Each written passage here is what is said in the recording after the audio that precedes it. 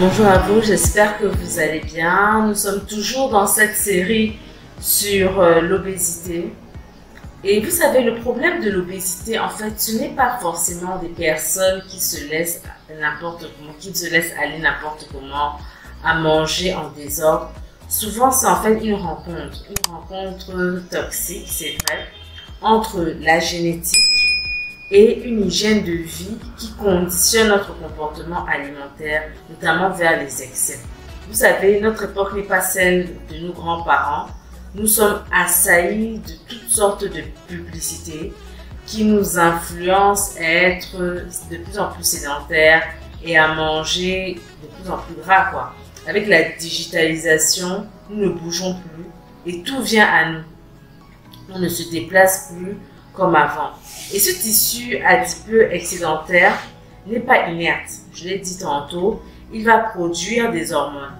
D'accord? Et notamment, les experts parlent d'une centaine d'hormones qui vont véritablement modifier notre comportement, et ce que l'on soit homme ou femme. Quelques exemples rapidement. On va avoir davantage d'œstrogènes. Vous savez, les œstrogènes, ce sont les hormones féminins. Okay? Et chez les femmes obèses, il y aura davantage d'œstrogènes. C'est comme si, en fait, les femmes obèses sont en permanence sous contraceptif. Donc, c'est pourquoi elles ne vont pas tomber facilement enceintes. D'autres hormones vont être sécrétées, telles que les TNF-alpha. Ce sont des hormones que l'on retrouve notamment dans les problèmes articulaires.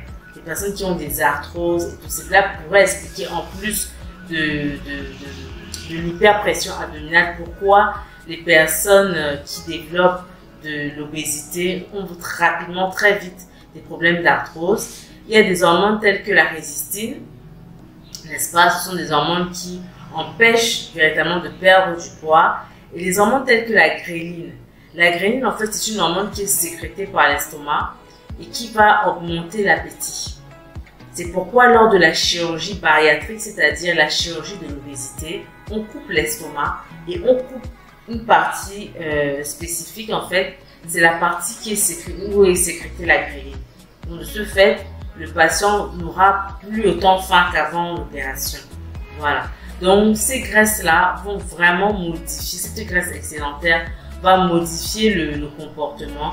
Et avec l'âge, il y a une diminution des sécrétions hormonales, il y a une diminution de la régulation des hormones, ce qui fait que, en fait, avec l'âge, les personnes en surpoids ou en obèses ont un peu plus de mal à perdre du poids. D'accord? D'où l'importance d'un accompagnement. Et c'est pourquoi nous vous donnons rendez-vous ce samedi 8 octobre. Appelez le numéro qui est dans la barre de description. Les places sont quasiment prises.